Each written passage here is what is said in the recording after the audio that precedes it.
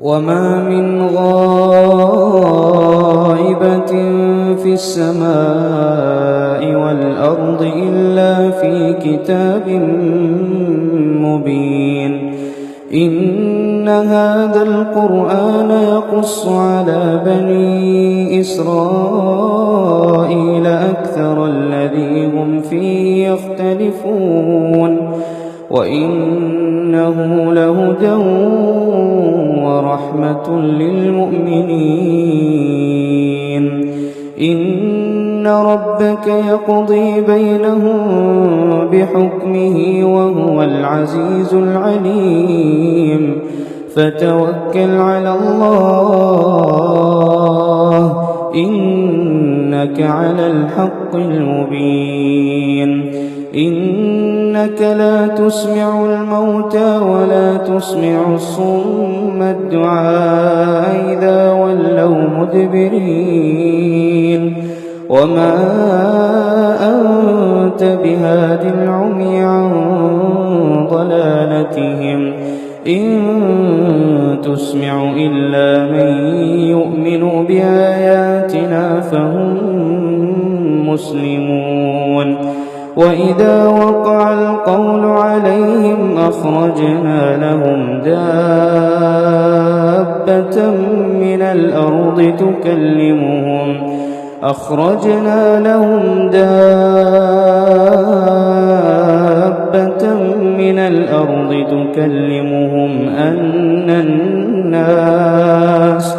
تكلمهم أن الناس كانوا بآياتنا لا يوقنون.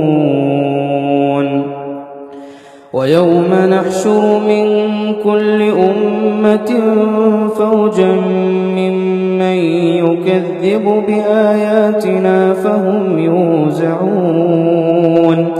حتى إذا جاءوا قال كذبتم بآياتي ولم تحيطوا بها علما أم ماذا كنتم تعملون.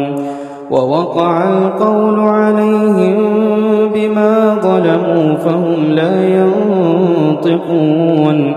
ألم يروا أنا جعلنا الليل ليسكنوا فيه والنهار مبصرا إن في ذلك لآيات لقوم يؤمنون. ويوم ينفخ في الصور ففزع من في السماوات ومن في الأرض إلا من شاء الله وكل أتوه داخرين. وترى الجبال تحسبها جامدة وهي تمر مر السحاب صنع الله الذي أتقن كل شيء إنه خبير بما تفعلون. وترى الجبال تحسبها جامدة وهي تمر مر السحاب صنع الله الذي أتقن كل شيء إنه خبير بما تفعلون. من جاء بالحسنة فله خير منها وهم من فزع يومئذ آمنون. ومن جاء بالسيئة فكبت وجوههم في النار هل تجزون إلا ما كنتم تعملون. إنما أمرت أن أعبد رب هذه البلدة الذي حرمها وله كل شيء وأمرت أن أكون من المسلمين وأن أتلو القرآن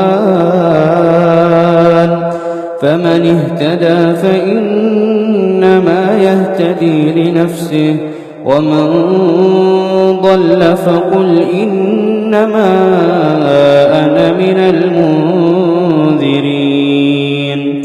وقل الحمد لله سيريكم آياته فتعرفونها وما ربك بغافل عما تعملون. الله